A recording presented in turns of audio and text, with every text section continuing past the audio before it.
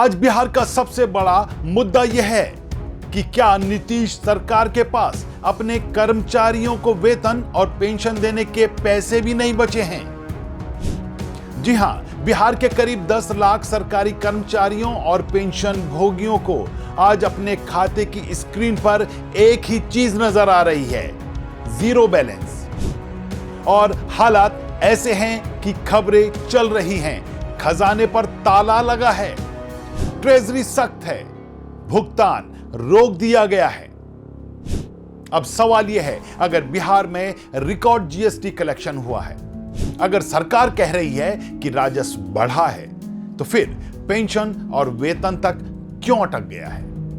क्या बिहार के खजाने की चाबी फिलहाल 8,500 करोड़ रुपए की उस टैक्स हिस्सेदारी में अटक गई है जो केंद्र से मिलनी है? 10 अप्रैल तक इस राशि का इंतजार है, यानी जब तक दिल्ली से पैसा नहीं आएगा, बिहार के कर्मचारियों के घरों में चूल्हे ठंडे रहेंगे। आज मुद्दा गर्म है क्योंकि यह सिर्फ पैसों का मामला नहीं है, यह सरकार की आर्थिक सेहत का एक्सरे है। नमस्कार, आप देख रहे हैं YBN बिहार झारखंड और मैं हूं दीपक कौर। क्योंकि यह मुद्दा आज आम आदमी की जेब से जुड़ा हुआ है। अप्रैल का पहला हफ्ता बीतने को है, लेकिन बिहार के 10 लाख परिवारों के घरों में इस बार अंधेरा है। वजह, सरकार के पास उन्हें वेतन और पेंशन देने के लिए शायद पर्याप्त पैसा नहीं। बिहार सरकार दावा करती है कि विकास दर 14.9% है। दावा करती है कि जीएसटी वसूली में रिकॉर्ड बनाया गया है, लेकिन हकीकत यह है कि आज बिहार का खजाना इंतजार की मुद्रा में। सचिवालय के बाबू से लेकर स्कूल के मास्टर तक सबके खाते खाली हैं। सरकार का सबसे पहला और सबसे जरूरी काम क्या होता है? अपने कर्मचारियों को समय पर वेतन देना, अपने बुजुर्ग पेंशनधारियों को समय पर पेंशन देना। लेकिन बिहार में हाल यह है कि मार्च खत्म हो गया, अप्रैल शुरू हो गया है और शुक्रवार तक भी लाखों कर्मचारियों के खातों में वेतन नहीं पहुंचा। अब कहा जा रहा है कि सचिवालय के 50,000 कर्मियों को 6 अप्रैल से और जिले में तैनात कर्मचारियों को 4 अप्रैल से भुगतान शुरू। अब भले ही जब तक आप यह स्टोरी देखें तब तक शायद कुछ लोगों के खातों में रकम आ भी जाए, लेकिन कहानी यहीं खत्म नहीं होती। आज की यह रिपोर्ट यहां से शुरू होती है, असली सवाल से। क्या बिहार अब वेतन पेंशन के लिए भी केंद्र का इंतजार करेगा? क्योंकि खबर यह है कि बिहार सरकार 10 अप्रैल तक केंद्र से 8,500 करोड़ की टैक्स हिस्सेदारी का इंतजार कर रही है। मतलब साफ है, दिल्ली से पैसा आएगा तब बिहार में वेतन जाएगा। अब बिहार में यह मुद्दा आग की तरह क्यों फैल रहा है? क्योंकि यह सिर्फ एक देरी नहीं है, यह एक संकेत है, खतरनाक संकेत। जब किसी राज्य की सरकार वेतन और पेंशन जैसी बेसिक चीजों में भी लेट हो जाए, तो समझिए राज्य की आर्थिक गाड़ी पटरी से उतर रही है। और बिहार की जनता कह रही है, अगर कर्मचारी को समय पर वेतन नहीं मिलेगा तो आम आदमी की योजनाओं का क्या होगा? ठेकेदारों के भुगतान का क्या होगा? विकास की योजनाओं का क्या होगा? मदरसा शिक्षक का वेतन, स्कूल क्रेडिट कार्ड का पैसा, सब पर ब्रेक लग जाएगा। अब खबर यह है कि ट्रेजरी ने भुगतान की गति धीमी कर दी है। मतलब सरकार के पास पैसा है, लेकिन पैसा रोक कर चलाया जा रहा है ताकि इमरजेंसी में नकदी बची रहे। और सूत्र बता रहे हैं कि केंद्र की योजनाओं के मैचिंग ग्राफ में पहले ही 3,631 करोड़ रुपए खर्च हो चुके हैं। इसका मतलब यह हुआ कि सरकार को डर है कि कहीं आगे नकदी की हालात और खराब ना हो जाए। यानी बिहार सरकार इस वक्त कैश मैनेजमेंट मोड में चल रही है। और जब कोई सरकार इस मोड में जाती है तो इसका मतलब होता है कि सरकारी खजाना अंतिम सांसें गिन रहा है। अब सरकार का जवाब सुनिए। सरकार कह रही है कि जीएसटी में रिकॉर्ड वसूली हुई है, तो बिल्कुल हुई है। 2025-2026 में बिहार ने कुल कर संग्रह किया है 43,324 करोड़ के आसपास और जीएसटी का कलेक्शन रहा है करीब 32,801 करोड़। लेकिन असल बात क्या है? सरकार लक्ष्य से पीछे रही। लक्ष्य था 46,500 करोड़ और हासिल हुआ लगभग 93%। अब सवाल यह है कि जीएसटी बढ़ा लेकिन खर्च उससे तेज बढ़ गया। जीएसटी बढ़ा लेकिन खर्च उससे तेजी से बढ़ गया क्या?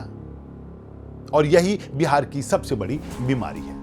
बिहार का बजट इस बार रखा गया करीब 3.47 लाख करोड़। लेकिन ध्यान दीजिए, बिहार सरकार का सबसे बड़ा खर्च किस पर है? वेतन पर, पेंशन पर, ब्याज पर, कर्ज अदायगी पर।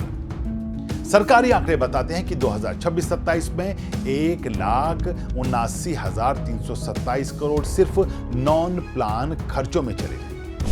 इसके बाद वेतन में 96,128 करोड़, पेंशन पर 35,170 करोड़, ब्याज भुगतान पर 25,363 करोड़ और कर्ज वापसी पर 22,624 करोड़ की देनदारी है। अब सोचिए, जब आधा बजट सिर्फ सैलरी, पेंशन और कर्ज में चला जाए तो विकास के लिए क्या बचेगा?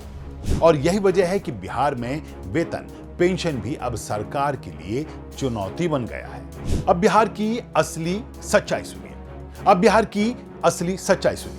बिहार पर कर्ज है करीब 4.03 लाख करोड़, यानी बिहार का कर्ज बिहार के पूरे बजट से भी ज्यादा है। और सरकार हर साल ब्याज में ही दे रही है 25,000 करोड़ से ज्यादा। मतलब बिहार की कमाई का बड़ा हिस्सा सिर्फ ब्याज चुकाने में उड़ जाता है। जिस राज्य की कमाई ब्याज में जा रही हो, वो राज्य कैसे आत्मनिर्भर बनेगा? और अब बिहार की जनता की हालत देखिए। सरकारी आंकड़े कहते हैं बिहार में औसत मासिक आय सिर्फ 7,209 रुपए है, यानी एक व्यक्ति महीने में 7,000 रुपए कमाता है और सरकार का ब्याज भुगतान 25,000 करोड़। शिवहर जैसे जिले में लोग 2,000 रुपए महीने कमाते हैं। अब सवाल यह है, क्या बिहार को लग्जरी योजनाओं की जरूरत है या रोजगार और उद्योग की? अब सरकार ने एक तरफ वादे किए, हर ब्लॉक में कॉलेज, हर जिले में सुपर स्पेशलिटी हॉस्पिटल, नए एक्सप्रेसवे, वर्ल्ड क्लास टूरिज्म, महिलाओं को आर्थिक सहायता, स्वरोजगार योजना। लेकिन अर्थशास्त्री कह रहे हैं कि इन योजनाओं का बोझ सरकार की कमर तोड़ सकता है, क्योंकि अगर सरकार लाखों लोगों को बड़ी रकम देने का वादा करती है तो आने वाले समय में खर्च लाखों करोड़ तक पहुंच सकता है। यानी सरकार की घोषणा बड़ी लेकिन जेब छोटी, और जब जेब छोटी हो जाती है तो सबसे पहले ट्रेजरी पर ताला लगता है। अब बिहार की राजनीति में एक नई चर्चा भी तेज है। लोग कह रहे हैं कि नीतीश कुमार के समय भुगतान समय पर होता था, कम से कम कर्मचारी तो सैलरी के लिए ऐसे इंतजार नहीं करना पड़ता था। और अब खबरें चल रही हैं कि नीतीश कुमार राज्यसभा जा रहे हैं और बिहार की कमान नए मुख्यमंत्री के हाथों में जल्द आ जाएगी। देखिए, सच्चाई यह है कि सरकार वेतन और पेंशन का तो इंतजाम कर ही लेगी, क्योंकि अगर कर्मचारी नाराज हो गए तो राज्य में हंगामा खड़ा हो जाएगा। लेकिन असली खतरा वहां है जहां बाकी भुगतान रोक दिए गए।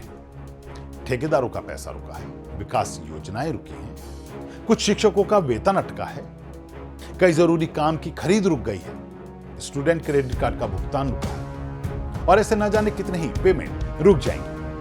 अब सोचिए, अगर ठेकेदारों को पैसा नहीं मिलेगा तो सड़क नहीं बनेगी, पुल नहीं बनेगा, सरकारी प्रोजेक्ट बंद हो जाएंगे और अगर विकास बंद हो गया तो बिहार की अर्थव्यवस्था और कमजोर हो जाएगी। यानी एक चक्र है, पैसा रुका तो विकास रुका, विकास रुका तो रोजगार रुका, रोजगार रुका तो पलायन बढ़ा और पलायन बढ़ा तो बिहार और गरीब हो।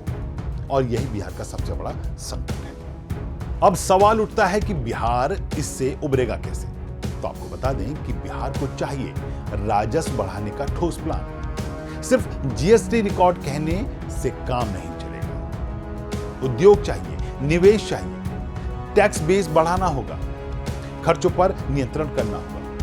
वेतन पेंशन जरूरी है, लेकिन फिजूल योजनाओं और दिखावी घोषणाओं पर रोक जरूरी है। यानी बिहार का सबसे बड़ा इलाज यही है, नौकरी और उद्योग। जब रोजगार होगा तो लोग कमाएंगे, तो टैक्स आएगा, तो सरकार मजबूत होगी।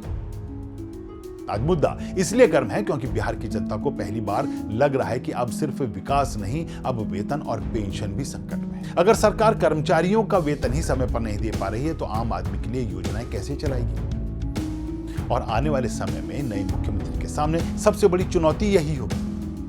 आप बताइए, क्या बिहार की हालात वाकई चिंताजनक हैं या सरकार सिर्फ मैनेजमेंट कर रही है? इस मुद्दे पर अपनी राय हमें कमेंट करके जरूर बताइए। गर्म है कि इस एपिसोड में इतना ही। अगर आपको हमारी यह रिपोर्ट पसंद आई है तो इसे लाइक कीजिए, इसे शेयर कीजिए और हमारे चैनल को सब्सक्राइब करना ना भूलिए। एक बार फिर ऐसे ही एक नए मुद्दे को लेकर होंगे आपके बीच हाजिर। तब तक के लिए दीजिए इजाजत।